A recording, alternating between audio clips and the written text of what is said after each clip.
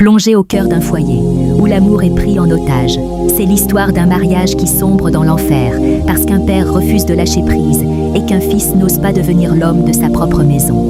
Moi, je veux terminer. Ça fait longtemps qu'on fait ce travail-là. Et ici, il y a l'esprit de vérité. On a vu des gens qui sont venus, qui nous ont caché des choses. Papa Kouadio, les pasteurs sont là. On est dans la présence de Dieu. En dehors des faits que vous avez mentionnés, pour ce pourquoi vous ne voulez pas que votre fille puisse avoir des enfants là. Est-ce qu'il y a d'autres choses que nous, on ne sait pas, qui sont peut-être rattachées au passé?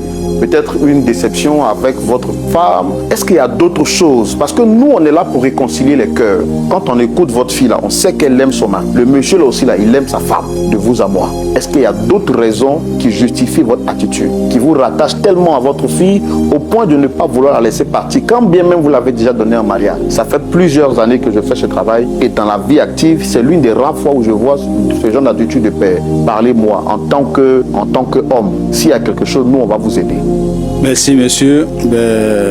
Dans ma réflexion, il n'y a pas autre chose. Vous avez dit quoi? Dans ma réflexion, dans ma pensée, je pense qu'il n'y a pas autre chose, mais il y a une affection entre ma fille et moi. Parce que c'est moi qui l'ai élevée, c'est moi qui l'ai éduquée. Et donc, cette éducation, cette crainte... Monsieur Kouadio, cette monsieur Onopo. Cette crainte de... Monsieur Onopo, oui, monsieur. Je ne vais pas vous interrompre.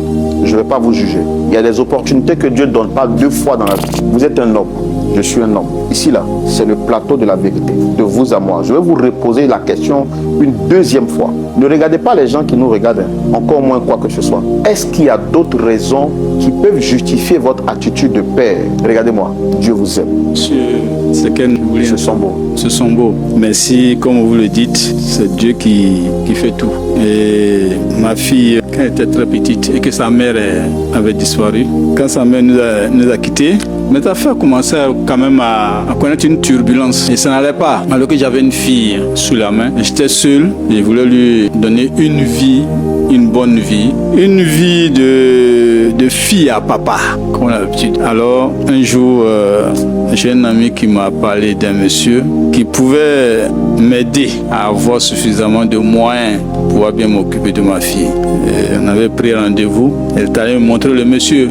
Et ce monsieur m'a donné quelque chose. Ce monsieur, c'est qui? C'est un féticheur. C'est un féticheur. Il m'a donné quelque chose que j'ai dans l'une de mes chambres. Cette chose, pour lui, avait la capacité de m'apporter beaucoup de bonheur. Qu'est-ce qu'il vous a dit exactement, ce monsieur? Qu'est-ce qu'il vous a dit, le féticheur? Il a dit que pour que j'ai beaucoup de finances, beaucoup d'argent, il va falloir que dans l'avenir, que je sorte avec ma fille. Non, monsieur, là où on est là, c'est un aspect spirituel. Il faut vous calmer. Vous n'avez jamais entendu ça, non? Vous êtes passé partout, vous n'avez jamais entendu. Laissez Dieu faire son travail, d'accord?